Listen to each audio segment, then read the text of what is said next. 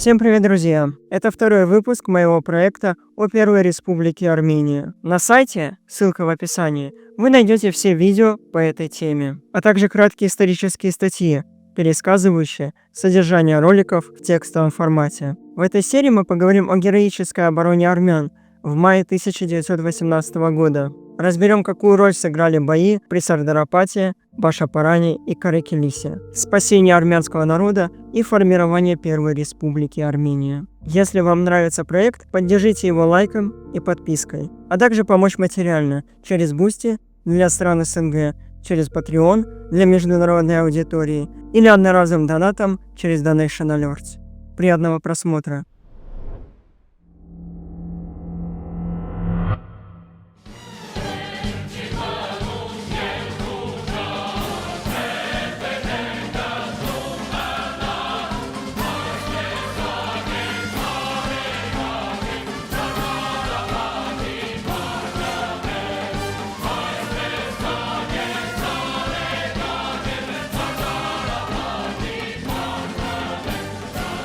Четыре турецкие дивизии из состава 1-й и 2-й Кавказских корпусов выступили из Александрополя, продвигаясь к Каракелисе на востоке, Башапарану на юго-востоке и Сардарапату на юге. Несмотря ни на что, армяне прекратили отступление. Бежать было уже некуда. Пути в Тифлис и Персию были перекрыты, а враг наступал с разных направлений. Вооруженные татаро-курдские банды бродили по южной и восточной частям провинции. 24 мая генерал Назарбекян отдал приказ о контратаке из Каракелисы. В течение следующих 4 дней ожесточенные бои привели к большим потерям с обеих сторон. Шевки Паша, командующий турецкими войсками, направил 9-ю дивизию, и в рукопашном бою армяне были вытеснены из Каракелисы на позиции недалеко от Дилижана. Несмотря на это, армяне стойко держались на этом рубеже. На вновь оккупированных территориях турки отомстили за свои потери, убив тысячи жителей деревни. Тем временем на юге, вдоль дорог, ведущих к Еревану, шли не менее ожесточенные бои. Войска генерала Селикяна в Сардарапате под командованием полковника Даниэль-бек Перумяна и башапаранская группировка под командованием Дро находилась всего в 3 часах от Еревана. Несмотря на значительное численное превосходство, защитникам помогали мирные жители, которые привозили продовольствие, боеприпасы и другие предметы снабжения из района Еревана. 21 и 22 мая турецкая 5-я, 11-я Кавказская и 12-я пехотные дивизии нанесли удар, но армяне не отступили. После ожесточенных боев 24 мая османские войска впервые обратились в бегство, и это событие подняло боевой дух армян. В тот вечер Селикян обратился к солдатам, призвав их почтить жертвы своих предков, которые сражались, защищая свою веру и нацию. К 28 мая армяне были уверены, что Александрополь будет взят, а некоторые даже мечтали о наступлении на Карс. Но как раз в этот момент, когда они были на грани победы, Селикян получил приказ от генерала Назарбекяна прекратить военные действия. В Батуми было заключено перемирие, а армянские делегаты вели переговоры о мире. Поначалу армяне не хотели прекращать наступление. Многие призывали Селикяна продолжать борьбу, но он выполнил приказ. Несмотря на широкую критику за согласие на перемирие, армянское руководство было вынуждено признать реальность истощения запасов боеприпасов и приближения турецких подкреплений. В то время как 1-й и 2-й армянские корпуса соблюдали режим прекращения огня, генерал Андроник отказался. Он осудил Национальный совет и Даштактотюн за то, что, по его мнению, было предательством. Со своими войсками и несколькими тысячами турецких и армянских беженцев Андроник отступил через Нахичеван в Зангезур, надеясь соединиться с британскими войсками в Персии. Тем временем мирные переговоры продолжались, и 4 июня 1918 года был подписан Батумский мирный договор, определивший судьбу региона. Делегация Хатисяна поспешила в Батум. Срок действия турецкого ультиматума Закавказской Федерации истекал 29 мая, но Хатисян отметил, что ультиматум был направлен правительству,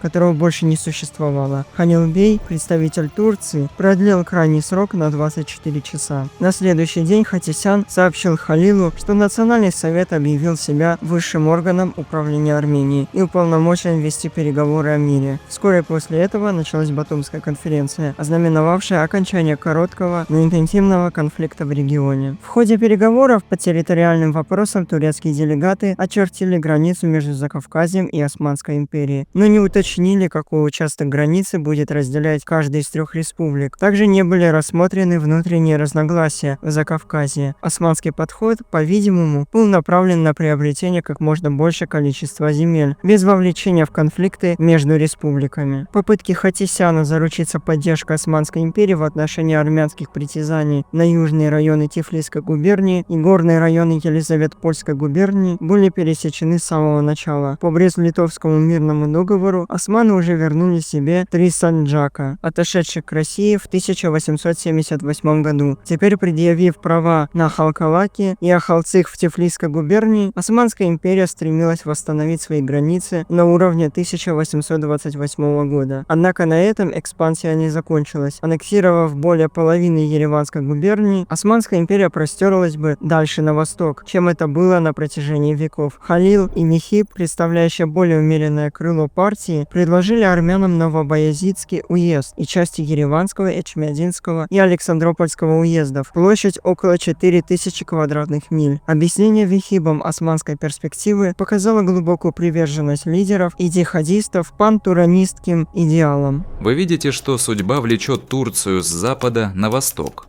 Мы покинули Балканы и покидаем Африку, но мы должны расширяться на восток. Здесь наша кровь, наша религия и наш язык, и это обладает непреодолимым магнетизмом.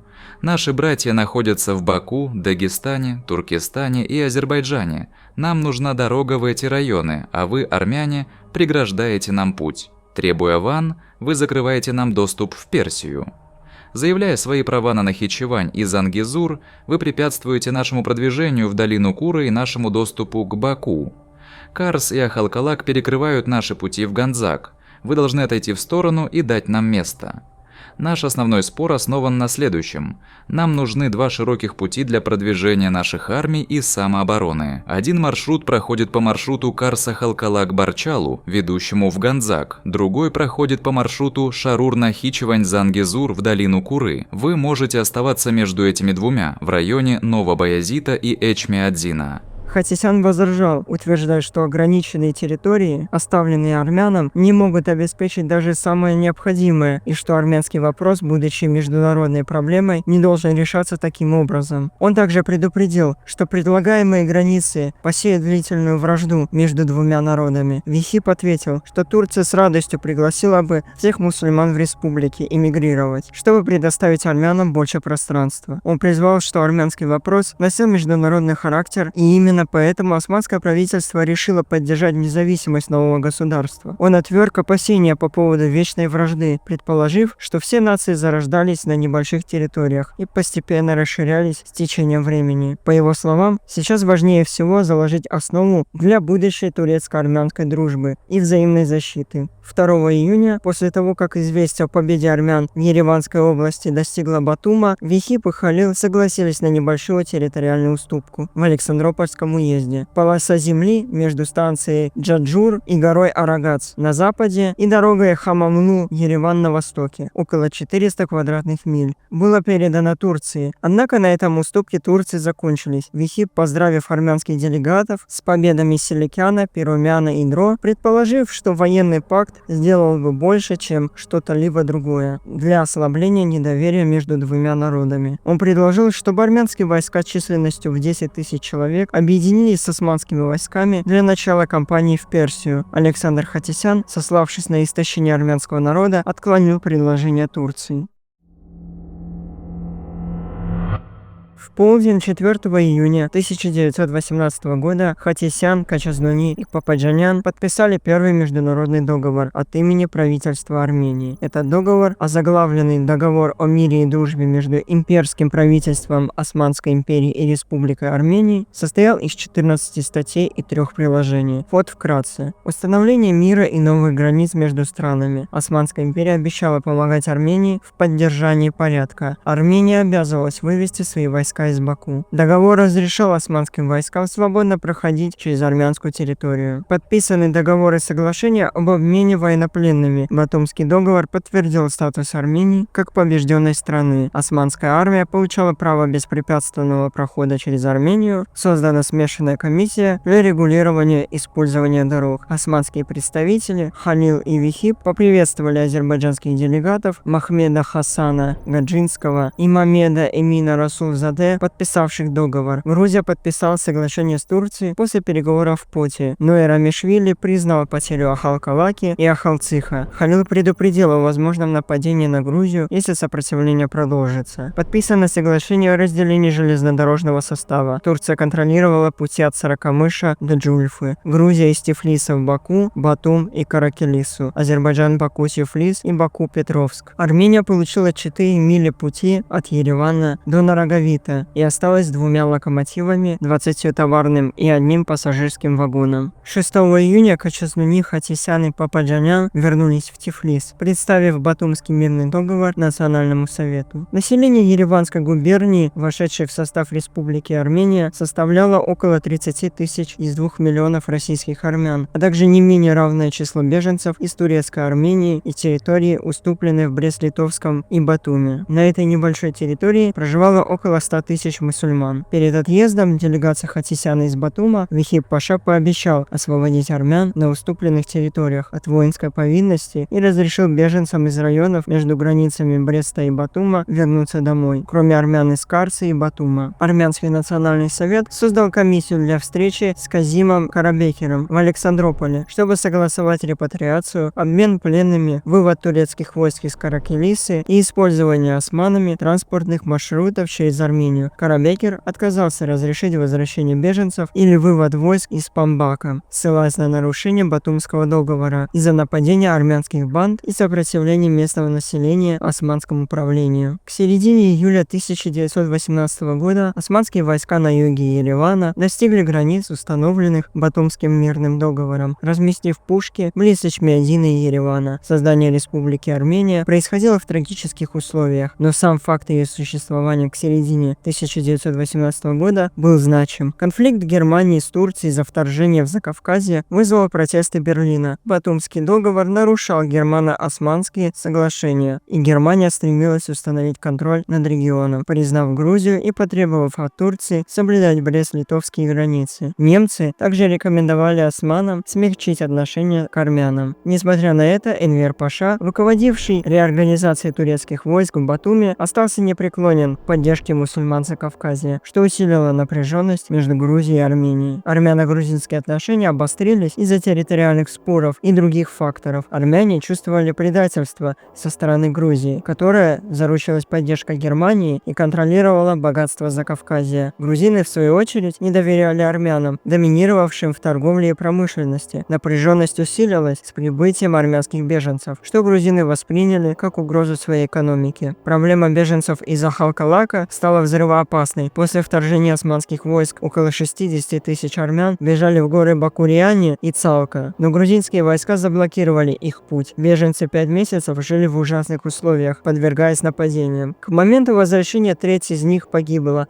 от насилия, болезней и голода. Грузин обвинили в убийствах, а они, в свою очередь, обвинили армян в распространении болезней. Аналогичные инциденты произошли на грузино-азербайджанской границе, где армянских крестьян, преследуемых мусульманскими бандами, отбросили назад грузинские пограничники, что привело к гибели многих. Несмотря на напряженность в Тифлисе, армянские лидеры не спешили покидать город, который был их неофициальной столицей. После возвращения делегации Хатисяна Национальный совет начал формировать правительство Республики Армения. 9 июня Качазнуни был назначен премьер-министром, но формирование коалиционного правительства затянулось до конца июня. Армянские социал-революционеры отказались присоединиться, а меньшевики выдвинули неприемлемые условия. Популисты обвинили Даштак Тютюн в катастрофическом положении дел и предложили Микаэля Пападжаняна на пост премьера, но это предложение оказалось непрактичным. Даштак Тютюн, опасаясь запятнать свою репутацию, настаивал на коалиции, но доминирование буржуазии в кабинете вызвало сопротивление. Не имея возможности сформировать коалицию, Качазнуни 30 июня получил разрешение выбрать членов кабинета индивидуально. Он сформировал новый, меньший кабинет, совет, где все, кроме беспартийного министра по военным вопросам, были дашнаками. Александр Хатисян, министр иностранных дел, Арам Манукян, министр внутренних дел, Хачатур Карджикян, министр финансов, генерал Аванес Ахвердян, военное дело. После утверждения правительства Национальным советом Армения уже месяц была независимой, но управление оставалось в руках Арама и Дро. Переезд правительства в Ереван затягивалось из-за отсутствия железнодорожного сообщения, турецких войск и бандитской активности. Национальный совет неохотно соглашался на переезд, считая Ереван скромной столицей. В середине июля Арам потребовал переезда, угрожая уйти в отставку. Качазну не поддержал его, и оппозиция согласилась. 17 июня правительство отправилось в Ереван через Тифлис-Баку, затем на автомобиле через Дилижан и озеро Севан. Грузинские власти не попрощались с ними, а армянский кабинет ждал на вокзале полуразрушенный поезд, что подчеркнуло напряженность между народами. Однако армянской делегации был оказан теплый прием, когда они въехали на территорию Азербайджана с музыкой и банкетами, отмечавших их прибытие. 19 июля они прибыли в Ереван, где их встретили Арам, Дро и генерал Назарбекян. Армения находилась в тяжелом положении, границы были закрыты, страну заполнили беженцы, не хватало еды, одежды и медикаментов. Плодородные земли оставались под турецкой оккупацией, население голодало, зимой ситуация ухудшилась, более 200 тысяч сирот и беженцев погибли от голода, болезней и насилия. В разгар хаоса Качазнуни формировал правительство. Из-за невозможности выборов 4 партии согласились расширить Национальный совет. Даштак Тютюн не возражала против дисбаланса в представительстве. Хархурт, законодательный орган, был сформирован из 18 дашнаков, 6 эсеров, 6 социал-демократов, 6 популистов и представителей меньшинств. На открытии присутствовали генералы и посланники Османской империи, Персии, Украины и Германии. 1 августа Аветик Саакян, председатель Национального совета, открыл заседание. Он рассказал о трагических событиях, приведших к созданию республики, и выразил оптимизм. Делегации Армении в Берлине и Константинополе добивались лучших условий, чем Батумский договор. Саакян верил, что идеал независимости воплотится в жизнь и подчеркнул, что Армения будет соблюдать договоры и строить дружественные отношения с соседями. Он признал, что республика мала, но надеялся на изменение границ и признание прав на оккупированные земли. После выступления прозвучал гимн и был поднят флаг Армении. 3 августа премьер-министр Качазнуни представил программу кабинета, описав тяжелое положение в стране. 4 года войны, большевистская революция, уход русских войск и турецкое вторжение подорвали экономику, вызвав хаос. Тысячи беженцев зависели от скудных государственных ресурсов. Ситуация была катастрофической. Целью правительства было предотвратить развал страны и восстановить порядок. Социал-революционеры критиковали отсутствие конкретики и исключение России. Армянские марксисты выступали против независимости, поддерживая воссоединение с Россией. Правые фракции, включая дашнаков и популистов, поддержали консервативный подход. Левые воздержались. К концу лета 1918 года появился осторожный оптимизм. Союзные державы Великобритания, Франция и США укрепляли позиции, что повышало шансы на вытеснение турецких войск с Кавказа. 16 августа возобновились движения поездов из Еревана в Тифлис. Несмотря на уступки, турецкие военные контролировали ключевые регионы, и напряженность сохранялась. Халил Паша, командующий группой армии «Восток», посетил Ереван в конце августа, пообещав содействовать возвращению беженцев. Однако обещания Турции были непоследовательны, особенно в спорных районах Зангезура и Карабаха. Качазнуни дистанцировал правительство Армении от конфликтов, утверждая, что армянские силы не участвовали в них, и призвал Турцию не поддерживать претензии Азербайджана на армяно-населенные территории. Правительство Армении сосредоточилось на выживании и международной поддержке, особенно от Германии, для расширения границ. Лидеры понимали, что их будущее зависит от событий в Европе, а не только на Кавказе. В ноябре 1918 года, после окончания Первой мировой войны, Армения обратилась за помощью к центральным державам и России. Армянские посланники, работая в тяжелых условиях, пытались облегчить страдания народа и обеспечить выживание республики. Они убеждали Советскую Россию, что моральное признание Армении сдержит исламские силы, угрожающие армянскому народу, и сохранит исторические связи с Россией. Армянские дипломаты в Берлине и Вене добивались защиты, подчеркивая вычеркивая ресурсы Армении, и предупреждали о крахе экономики, если турки не отступят. Они также попросили Османскую империю разрешить возвращение беженцев, урегулировать пограничные споры и поддержать Армению в территориальных конфликтах, надеясь, что признание Турции суверенитета Армении повлияет на Советскую Россию. Армянские представители пытались наладить отношения с белыми армиями Юга России и Центральной Радой в Киеве, чтобы получить оружие и зерно для армянского населения. Несмотря на трудности, их усилия были объединены, хотя меморандумы иногда противоречили друг другу. В Берлине армянские представители работали с апреля 1918 года, встречаясь с немецкими чиновниками, включая госсекретаря по иностранным делам. Их обращения были хорошо восприняты, и они призвали соотечественников в Западной Европе прекратить антигерманскую риторику. В июне Аму Аганджанян и Аршак Заграбян получили доступ к немецким дипломатическим каналам, что помогло в условиях ненадежной связи. Германия пообещала оказать давление на Турцию для выполнения условий Брест-Литовского договора. В начале июня армянские делегаты направились в Константинополь на конференцию по пересмотру Батумских договоров, надеясь вернуть утраченные земли. Летом Аганджанян, Заграбян и их коллеги привлекали внимание к тяжелому положению полумиллиона армянских беженцев, предупреждая о необходимости репатриации до зимы. Они также добивались вывода турецких войск из Ереванской и Тифлисской губерний и поддержка Германии армянских притязаний на эти территории, включая часть Елизаветопольской и Тифлисской областей. Однако к лету оптимизм в Берлине угас. Сообщения о голоде, болезни и насилии в Армении продолжали поступать, а конференция в Константинополе так и не состоялась из-за разногласий между центральными державами. Немецкие чиновники в Рейхстаге критиковали турок за нарушение Брест-Литовского соглашения, но османские лидеры настаивали на Батумском договоре и продолжали продвижение к Баку. Берлин был обеспокоен ситуацией в Баку из-за переговоров с Совнаркомом о будущем регионе. Германия, потерявшая инициативу на Западном фронте, нуждалась в кавказской нефти. Советская Россия под давлением антибольшевистских сил также стремилась улучшить отношения с Германией. Граф фон Мирбах представлял Германию в Москве, а Адольф Иоффе – СССР в Берлине. В ходе переговоров Германия признала суверенитет России над Баку, но с условиями. Часть нефти должна была поступать в Берлин, а Совнарком признавал особое положение Германии в Грузии. Степан Шаумян был проинформирован Сталиным, что Германия не должна вмешиваться в дела Армении и Азербайджана. Германия обещала поддержать Армению, оказывая давление на Турцию, но не признавала Республику Армения и не вмешивалась в дела Закавказья. Секретные переговоры стали известны, и армянские представители раскритиковали советскую стратегию, предупреждая о катастрофических последствиях. Их голоса проигнорировали, а убийство графа фон Мирбаха левыми эсерами привело к арестам некоммунистических армян. Германия продолжила переговоры, игнорируя инцидент. Аганджанян пытался убедить Иоффе в справедливости армянских требований. 8 августа он направил в Совнарком заявление, призывая признать Армению и протестовать против нарушения Турции Брест-Литовского договора. Чечерин ранее уже проинструктировал Иоффе выразить протест против действий Турции. Германия заверила Совнарком, что сдерживает турок, понимая, что оккупация Баку подорвет переговоры. Однако Энвер Паша, игнорируя это, начал наступление на Баку в конце июня.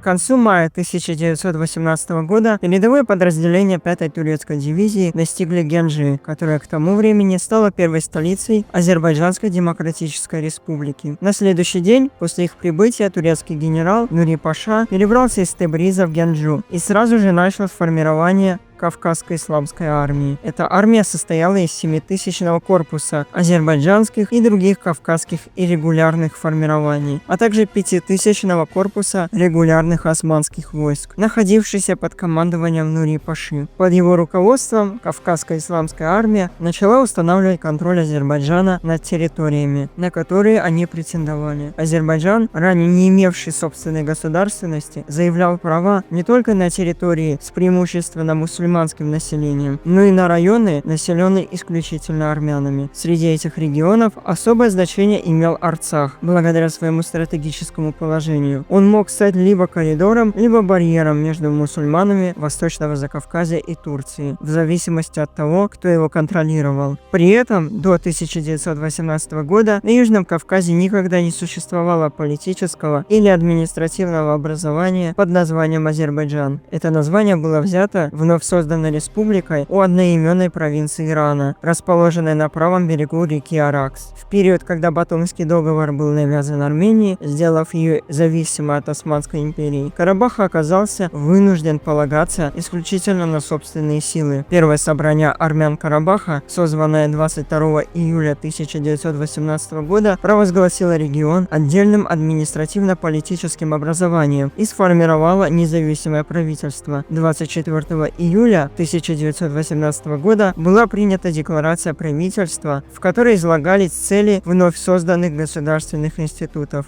В документе подчеркивалось стремление к дружественным отношениям с демократическими силами других народов и провозглашалось право на самоопределение как основа деятельности. Для защиты населения от внешних угроз были созданы силы самообороны. 19 сентября Нури Паша отправил ультиматум. На втором съезде армян Карабаха вновь было отвергнуто требование Нури Паши, и участники высказались за сохранение статуса кво до проведения конференции между Кавказскими республиками с участием центральных держав. Было решено найти язык с турками и что воевать не надо. 21 сентября делегация отправилась в Агдам, однако время ультиматума уже прошло. После захвата Баку Кавказской исламской армии 15 сентября 1918 года, что сопровождалось массовыми убийствами армянского населения, азербайджанское правительство при поддержке турецких сил попыталось подчинить Карабах и включить его в состав Азербайджана. К этому времени азербайджанская армия и мусульманское ополчение после двухнедельных боев захватили село Каракышлак, прервав связь между армянами Карабаха и Зангезура. 22-23 сентября уничтожили ряд сел и часть населения Караглух и другие села Хачена. Сражения были в Джанаберде. Учитывая судьбу армян Баку и узнав о продвижении 5000 солдат армии ислама через Аскеранский перевал, Третий съезд армян Карабаха вынужденно подчинился требованиям Нури Паши. 24 сентября в Шушу вошли войска Джавидбея вместе с представителем Азербайджана Исмаилом ханом Заядхановым. Однако попытки турецких войск продвинуться вглубь Нагорного Карабаха в направлении Варанды, Хачена, Джаберда и Мартакерта были остановлены местными армянскими отрядами самообороны и завершились провалом. Сельские районы Карабаха продолжали сопротивляться Нури Паше и Азербайджану, и последним так и не удалось установить там контроль. Партизанские лидеры обратились за помощью к Андронику, который к концу октября сосредоточил свои силы у сел близ Гирюсов. Получив гарантию поддержки от карабахских и зангезурских лидеров и выждав еще 10 дней, по просьбе мэра Шуши Герасима Мелих Шахназаряна и главы варандинских партизан Сократа Бека Мелих Шахназаряна, пытавшись договориться с азербайджанскими лидерами о ненападении на Андроника, что не увенчалось успехом. Андроник двинулся в сторону Шуши, однако, едва справившись с мусульманским ополчением султана Бекова Султанова, он был остановлен по приказу генерала Томпсона. Шушикент и другие окружающие села Шуши были захвачены турками, и они подошли к Мысмана к 17 октября. 18 октября армянские войска, отклонившие ультиматум, адресованный командующему Мелику Шахназаряну о сдаче Варанды, заблокировали пути отступления турок и в течение всего дня сражались с ними у села Мысмна. В итоге турки ночью бежали и вернулись обратно в Шуши. Забегая наперед, после поражения Османской империи в Первой мировой войне, она была вынуждена вывести свои войска с Южного Кавказа в соответствии с условиями Мудросского перемирия. На смену османским войскам пришли британские силы. Изначально британское командование во главе с генералом Томпсоном, руководившим британскими вооруженными силами, отказалось признавать азербайджанское правительство, заявив,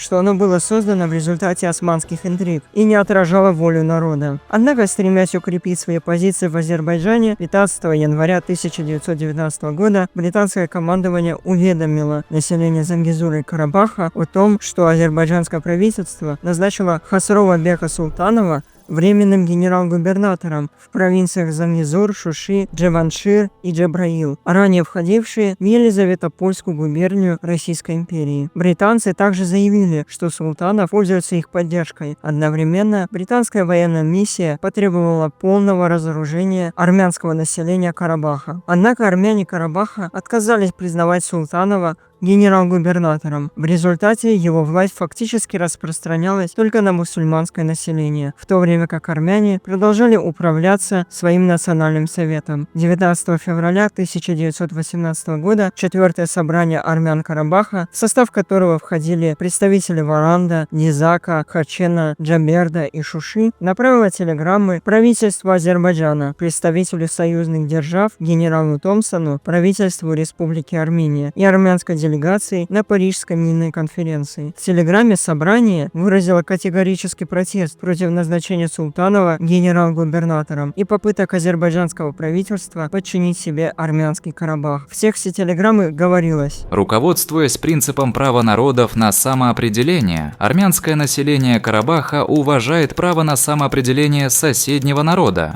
но решительно выступает против действий правительства Азербайджана, направленных на нарушение этого принципа в отношении армянского Карабаха, который никогда не признавал и не признает власть Азербайджана. Параллельно собрание разработало временный устав для армянского Карабаха, предусматривавший создание регионального совета с центром Шуши. Совет должен был состоять из 7 армянских и 3 мусульманских представителей, пропорционально численностью населения, до принятия окончательного решения Парижской мирной конференции. По специальному соглашению в Совет могли быть включены по одному представителю от Республики Армения и Республики Азербайджан. Согласно проекту устава, глава британской миссии в Шуши получал право контролировать деятельность Совета. Этот проект стал максимальной уступкой, на которой собрание было готово пойти в отношении британского командования. Однако британская сторона отклонила предложение карабахских армян. Британское командование продолжало настаивать на принципе азербайджанского генерал-губернаторства, хотя и говорило, что это временная мера, зависящая от будущего решения мирной конференции. Битва за Баку началась после установления советской власти в апреле 1918 года. Первоначально дашнаки и большевики сотрудничали в обороне города. Однако прибытие османских войск под Гянджу усилило угрозу Баку. Советские войска перешли в контрнаступление, продвигаясь вперед в течение 3 недель. Прежде чем в начале июля были отбиты объединенные контратакой турок и исламистов. С подкреплением из казаков полковника Лазаря Бечерахова советские войска удерживали свои позиции, но к 1 августу они были отброшены на рубежи близ Баку. Столкнувшись с наступлением Турции, Бакинский совет обратился за внешней поддержкой. Несмотря на приказы Ленина избегать британской помощи, армянское население Баку, отчаянно нуждавшееся в помощи, призывало британцев вмешаться. Генерал-майор Леонел Данстервилл, возглавлявший британскую экспедиционную группу, прибыл летом 1918 года. После переговоров с представителями Баку он пообещал британскую поддержку. 25 июля, когда турецкие войска приблизились к Баку, советское руководство, поддержанное эсерами, меньшевиками и дашнаками, обратилось за помощью к Великобритании. Это решение привело к резкому изменению стратегии обороны, и большевистское руководство неохотно согласилось разрешить британским войскам вступить в бой. Несмотря на внутренние разногласия, советское руководство продолжало борьбу с контрреволюционерами. Вопрос о административной юрисдикции оставался неясным в течение недели, последовавшей за уходом большевиков из Совнаркома. Хотя они ушли с официальных постов, они все еще оставались на своих должностях. 28 июля Шаумян председательствовал на коммунистической конференции и заявил, что правительство не сдастся без боя, призвав к большевистской мобилизации. Просьбы о помощи были направлены в Совнарком России, но ответ Ленина от 29 июня был расплывчатым. Мы пошлем войска, но не можем дать определенного обещания. Обещанная помощь не поступала, и бакинские большевики все больше впадали в уныние. 31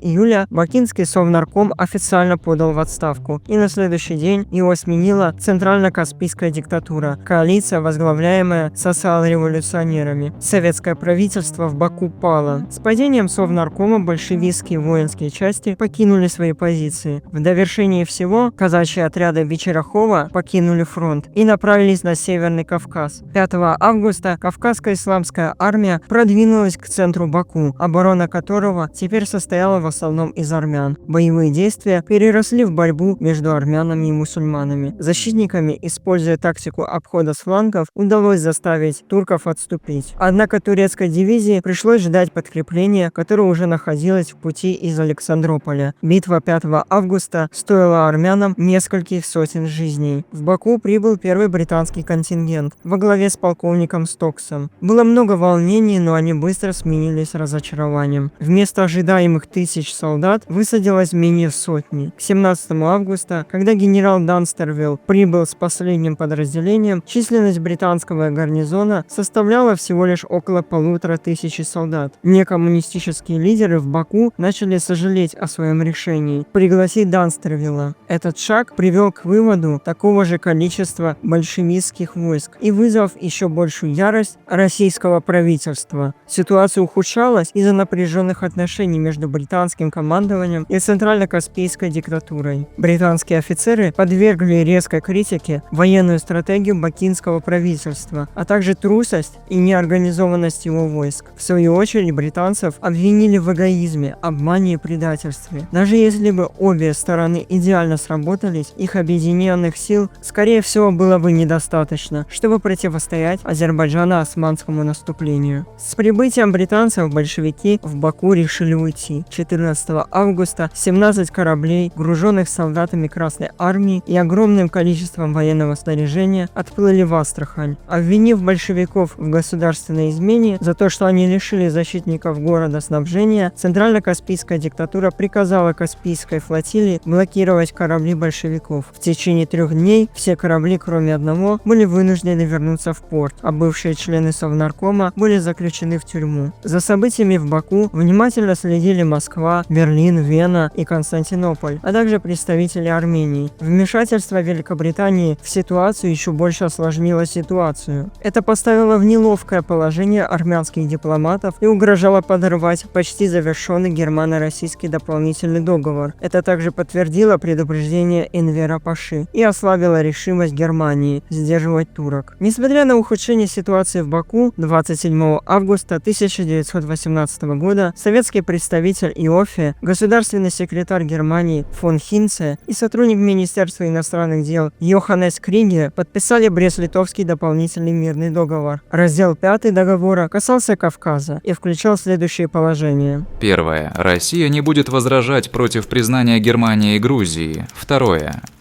Германия откажется содействовать военным операциям третьей державы Турции за пределами границ Грузии.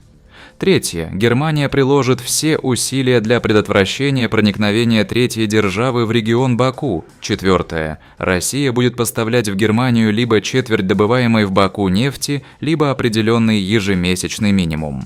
Этот договор укрепил международный статус Грузии, но ослабил позиции Армении, поставив под серьезную угрозу цель Энвера Паши установить господство в регионе. Военный министр Османской империи быстро мобилизовал подразделения для нанесения удара. Несмотря на официальную политику Берлина, некоторые влиятельные немцы теперь поддерживали Энвера. Когда Энвер и генерал фон Сект проинформировали военное руководство Германии о том, что британское присутствие в Баку требует решительного ответа, посол Бернсдорф согласился, а Людендорф призвал Министерство иностранных дел присоединиться к турецкой логике. Немецкие военные пришли к выводу, что османов необходимо впустить в Баку, и в ответ они развернули часть своих сил для обеспечения безопасности поставок нефти в регион и соблюдения нефтяного соглашения с Россией. Соглашение встретило сопротивление, особенно со стороны армян, которые опасались, что в результате Армении пожертвуют, чтобы умиротворить турок. В начале сентября Аганджанян отправился в Вену искать защиту у Австрии, предложив экономические ресурсы Армении в обмен на военную помощь. Однако Австрия, опасаясь поссорить своих немецких и турецких союзников, отказалась вмешиваться напрямую, хотя они и предположили, что если османы допустят вмешательство Австрии, вопрос может быть пересмотрен. Тем временем армянские представители в Константинополе встретились с австрийскими официальными лицами, но Австрия была не в состоянии предпринять какие-либо действия. К началу сентября дипломатические усилия Армении в Москве, Берлине и Вене не увенчались успехом. По иронии судьбы, Армянская республика обратилась к Талате Паше, который направился в Берлин, чтобы попытаться отменить соглашение от 27 августа. Незадолго до отъезда Талат пообещал армянской делегации в Константинополе, что, находясь в Берлине, он потребует от Германии признания их республики. С точки зрения турков, слабое и зависимое армянское государство было предпочтительнее, чем возвращение региона в состав России. Когда Талат прибыл в Берлин 7 сентября в сопровождении графа Бернсторфа, он узнал, что Германия и Россия накануне ратифицировали Брест-Литовский дополнительный мирный договор. Он был взбешен, но оказался в трудном положении, поскольку приехал не только для того, чтобы отменить мирный договор, но и для того, чтобы получить дополнительную военную помощь от Германии. Британские войска прорвали оборону в Палестине и продвигались на север, в то время как Болгария уже начала принимать меры по выходу из войны. Тем не менее, Талат призвал правительство Германии признать особый интерес Турции к населенным мусульманами районам России и признать османское влияние в Закавказье, включая признание армянского и азербайджанского государств, которые были созданы с одобрения Турции. Позиция Германии была непоследовательной. В то время как военные поддерживали наступление Турции на Баку, Министерство иностранных дел настаивало на том, чтобы османы соблюдали Брест-Литовский мирный договор и отошли к восточным границам Карсы и Батума. Надеялись как на признание Германии, так и на уход Османской империи. Поддержали как Талата, так и Министерство иностранных дел Германии. Однако Аршак Заграбян раскритиковал эту противоречивую политику. Он утверждал, что договор от 27 августа поместил Армению в сферу влияния России, и как Совнарком, так и Германия, скорее всего, вынудят османов покинуть Ереванскую область. В этом контексте Заграбян считал, что требование создания независимой республики играет на руку туркам. Талат добивался признания Германии Армении не из добрых побуждений по отношению к армянам, а потому, что это позволило бы Турции сохранить территории, приобретенные по Батумскому договору от 4 июня. Взгляды Заграбян не разделяли ни Аганджанян, ни другие представители Армении в России и Константинополе, которые продолжали настаивать на признании. Результатом поездки Талата в Берлин стало составление протокола, который был подписан 23 сентября великим визиром и министром иностранных дел Германии фон Хинце. Ключевыми пунктами протокола были: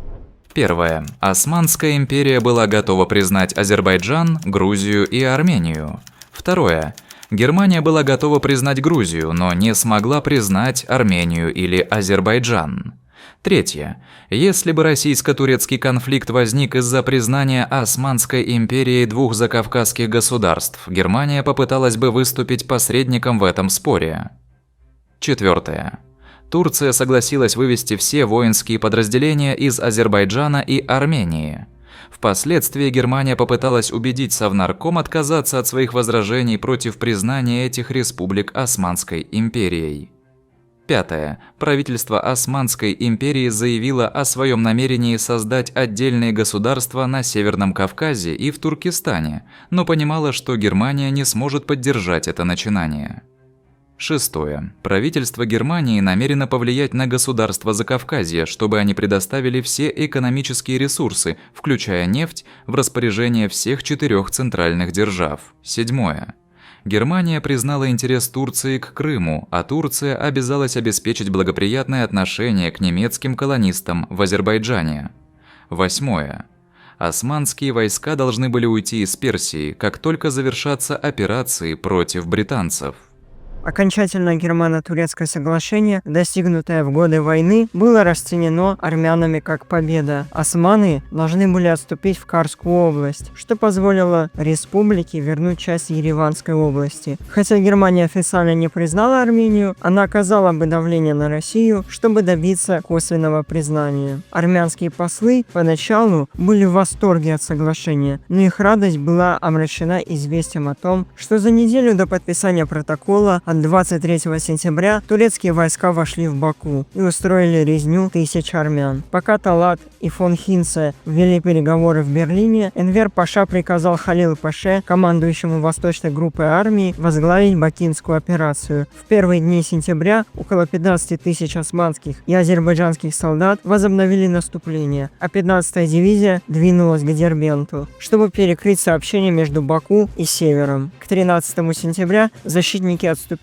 в пригороды города. Генерал Данстервилл готовился эвакуировать свой небольшой британский контингент и призвал Центрально-Каспийскую диктатуру к переговорам о капитуляции Баку. К утру 14 сентября мало кто верил, что Баку сможет выстоять. Неугомонные мусульмане в городе начали проявлять больше мужества, готовясь к освобождению. Данстервилл, не желая рисковать потерей всего его отряда, отклонил просьбу Центрально-Каспийского командования продержаться день или два для эвакуации гражданского населения. В тот же вечер, под покровом темноты, британцы беспрепятственно направились в Энзеле, куда они первоначально прибыли. Паника в Баку была невероятной. Христианское население устремилось к гавани, забиваясь на все доступные суда. Почти половине из 70 тысяч бакинских армян удалось спастись от турецкого возмездия, отправившись в Энзеле, Астрахань или Красноводск. Остальные остались позади. Утром 15 сентября Армянский совет и Центрально-Каспийская диктатура отплыли на одном из последних кораблей, поскольку христианские кварталы города уже были окутаны дымом. Халил и Нури воспрепятствовали вводу регулярных османских войск в Баку, чтобы сохранить вековую исламскую традицию мародерства в непокоренных городах. Подчиненные Энвера Паши запретили людям генерала фон Крёса участвовать в нападении и проигнорировали просьбы о снисхождении со стороны немецких офицеров и бакинских консулов нейтральных стран. Город был наводнен мусульманскими бандами и регулярными войсками, и даже регулярными османскими полками, которые безжалостно грабили и убивали. Было уничтожено имущество на 1 миллиард рублей и убиты тысячи христиан. По самым скромным подсчетам, число убитых армян составляет около 10 тысяч. Но некоторые источники утверждают, что было убито от 20 до 30 тысяч христиан. 16 сентября османские дивизии вошли в Баку на параде Победы, который проводило турецкое командование, и который приветствовали тысячи ликующих мусульман. Ненавистные большевики и армяне были изгнаны, и азербайджанское правительство Фатали хана Хойского смогло триумфально переехать из Ганджи в Баку. Захват Баку турками был явным нарушением Брест-Литовского дополнительного договора. Комиссар иностранных дел Чечерин обвинил немцев в неспособности сдержать турок и предотвратить их вторжение в Баку. В ответ статс-секретарь по иностранным делам Германии упрекнул Россию в нарушении пункта договора о защите от клеветы. Недолговечное соглашение между Берлином и Москвой быстро начало разрушаться. 20 сентября Чечерин поручил Тоффе лично выразить протест и передать послание представителям Османской империи в Берлине, по сути аннулирующее Брест-Литовский мирный договор. Совнарком осудил турок за зверство, совершенные во время наступления через Карс, Ардаган и Батум, и подверг критике абсурдный плебисцит, проведенный в 3 санджаках, якобы в соответствии с договором. Заявление Турции о том, что агрессорами в Баку были незаконные вооруженные формирования, опровергается фактами. Учитывая недобросовестность и обман турецкого правительства, Совнарком счел, что может признать этот договор недействительным. Хотя Иоффе обнародовал содержание советского протеста, он отложил его официальное представление, чтобы дать туркам время пойти на уступки. Талат поручил послу Османской империи в Берлине Рифат Паше провести переговоры с Иоффе. В ходе переговоров по урегулированию ситуации на Кавказе советский дипломат потребовал немедленного вывода турецких официальных лиц и вооруженных сил с территорий к востоку от границы Бреста и оккупации Кавказа. Совнарком также потребовал возмещения ущерба, причиненного походом Османской империи на Баку. Талат пообещал, что после консультации с Османским кабинетом министров он ответит на ультиматум через Рифата Пашу. 3 октября Рифат сообщил Иоффе, что османское правительство согласилось соблюдать Брест-Литовскую границу и вывести свои дивизии с Кавказа. Однако османы конкретно не заявили, что все нерегулярные войска будут отозваны. Тофи предпочел не рассматривать этот ответ как принятие ультиматума и в тот же день выступил с осуждением Турции от имени Чичерина. К началу октября Советам стало ясно, что центральные державы находятся на грани краха, и они, вероятно, ожидали официального расторжения Брест-Литовского соглашения. Советская тактика вызвала резкий протест со стороны министра иностранных дел Османской империи Несими Бея. 6 октября он направил телеграмму в Москву, в которой выразил удивление заявлениями Совнаркома и утверждал, что действия Турции не были недобросовестными или незаконными. Он указал, что правительство Закавказья отвергло брестские границы и что Россия не имела права судить о законности результатов плебисцита в 3 санджаках. Действия Турции в Баку были вызваны британским присутствием в этом регионе. 10 октября Чичерин отверг обвинения Несими, подтвердив, что Турция нарушила положение Брест-Литовского соглашения. Несмотря на эти предупреждения, армянская миссия продолжала преследовать свои цели, одной из которых был вывод турецких войск из районов Лори и Памбак. Однако достижение этой цели осложнялось претензиями Грузии на эту территорию, в то время как армянская делегация настаивала на немедленной эвакуации Памбака, входящего в состав Ереванской губернии. Они колебались в вопросе о Лори. Хатисян выразил Аганджаняну обеспокоенность по поводу возможности оккупации Лори грузинами при поддержке Германии, как только турки уйдут. Он призвал своего коллегу лоббировать действия правительства в Берлине, подчеркнув, что Лори, хотя и является частью Тифлисской губернии, является неотъемлемой частью Армении. После того, как этот аргумент будет приведен, его можно будет более убедительно представить в Константинополе. К концу июля Хатисян сообщил, что османские власти согласились очистить обе территории и позволить армянским войскам занять их, хотя он скептически относился к искренности соглашения. До середины июля турки наступали в районе Еревана и мобилизовали тысячи мужчин из Памбака на принудительные работы в Эрзерумском вилаете. Несмотря на свои сомнения, Хатисян понимал логику турецкого отступления. Турки, скорее всего, поддержали бы притязание Армении на эти территории, поскольку включение их в состав Грузии принесло бы пользу немецкому протекторату с медными рудниками и дополнительными железнодорожными линиями, в то время как аннексия зависимым армянским государством лучше защитила бы турецкие интересы. Однако проблема оставалась нерешенной, поскольку турецкие полки по-прежнему укреплялись в Ларе-Памбаке. Даже когда в октябре они были вынуждены отступить, что вызвало более широкую конфронтацию между армянами и грузинами, напряженность на Кавказе сохранялась. В августе Энвер пошел на небольшую уступку, позволив армянам вернуться на территорию, расположенную в 20 километрах к востоку от железной дороги Александрополь-Джульфа. Хатисян раскритиковал это предложение, поскольку на узкой полоске земли было мало деревень, а многие беженцы были из других районов. Несмотря на то, что существенного прогресса достигнуто не было, в сентябре под давлением Германии Энвер пошел на дальнейшие словесные уступки в вопросе репатриации беженцев из Алхалкалаки. Несмотря на эти обещания, армянские беженцы оставались перемещенными лицами на протяжении всей Первой мировой войны. Срочная потребность в продовольственной помощи была тесно связана с кризисом беженцев. Армения столкнулась с острой нехваткой продовольствия. Ранее регион импортировал пшеницу с плодородных хлебных полей Российской империи, но эти поставки прекратились. Турецкая оккупация основных сельскохозяйственных угодий в Ереванской губернии усугубила проблему, в то время как разрушение военного времени и перемещение беженцев еще больше уничтожили оставшиеся посевы. Агаранян и Хатисян обратились к османским властям с просьбой побудить Азербайджан продать часть излишек зерна Армении. Однако просьба была отклонена, поскольку Азербайджану было бы политически сложно оказывать помощь армянам, находясь в состоянии военного конфликта. Делегация также добивалась экономической помощи от Украины, которая вступила в союз с центральными державами. Ментрам Бунятян, армянский экономический советник, предложил, чтобы небольшая часть богатого украинского зерна экспортировалась через Черное море в Батум или Поти, а затем доставлялась в Ереван. Хотя представители Украины обещали выступать за это, нет никаких свидетельств того, что зерно когда-либо попадало в Армению, вероятно, из-за проблем с логистикой и поражения центральных держав. В условиях этих трудностей армянская делегация старалась убедить официальных лиц Турции и центральных держав в том,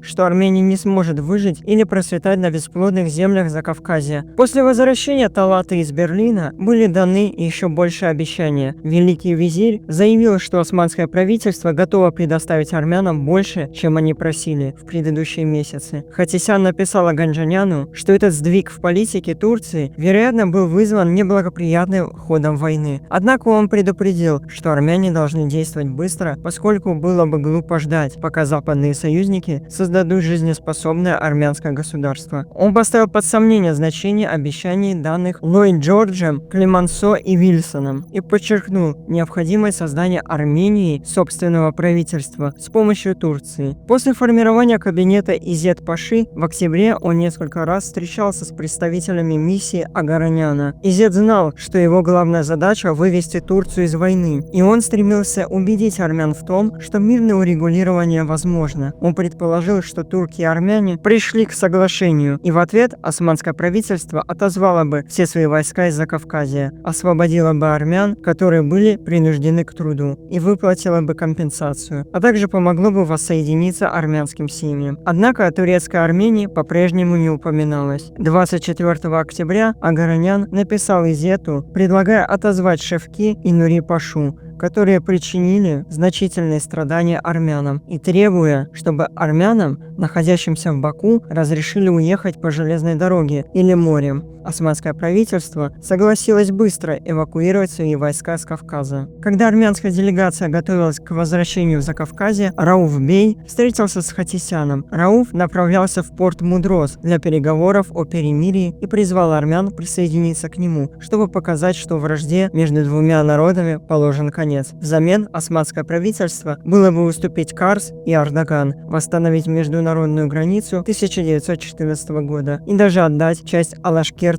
долины. Армяне, однако, не поплыли с Рауфом, а вместо этого вернулись в Батум. К ноябрю 1918 года вопрос о будущем Армении все еще оставался неопределенным. Министр иностранных дел Армении выразил обеспокоенность по поводу расплывчатости союзнических обязательств, особенно учитывая секретные договоры между державами Антанты. Судьба Армении все еще оставалась нерешенной, и Хатисян подчеркнул, что Армения должна быть независимой и единой под защитой Соединенных Штатов. Идея создания конфедерации с турками или русскими была отвергнута. В последующие месяцы путь Армении к независимости был сопряжен с трудностями. Несмотря на окончание войны и вывод османских войск, ситуация оставалась нестабильной. Мудросское перемирие, подписанное 30 октября 1918 года, было встречено армянами с некоторым торжеством, но также вызвало обеспокоенность из-за расплывчатых положений, касающихся Армении. Перемирие позволило союзникам занять стратегические пункты в Армении и потребовало вывод турецких войск из Закавказья, но оно не гарантировало возвращение Карса, Ардагана или русско-турецкой границы 1914 года. Армяне опасались, что Турция может сохранить контроль над этими районами. Более того, в последние недели войны Изет-Паша позволил турецким офицерам вступить в азербайджанскую армию, что еще больше осложнило ситуацию. К началу декабря османские подразделения покинули Ереванскую губернию, но ситуация в регионе оставалась нестабильной. Турецкие офицеры и солдаты оставались в южных районах региона, помогая местному мусульманскому населению сопротивляться армянскому контролю. Окончание Первой мировой войны ознаменовало новый этап для Республики Армения, поскольку она начала восстанавливаться после разрушений, причиненных войной. Однако реальность независимости Армении была сложной. Страна была обезлюдевшей и столкнулась с огромными проблемами, как внутри страны, так и за ее пределами. Путь к независимости был долгим и болезненным. И несмотря на обретение независимости, в мае 1918 года будущее Армения было неопределенным. Армяне по-прежнему будут сталкиваться со сложными вопросами, затрагивавшие их статус в международном сообществе и отношения с соседними державами.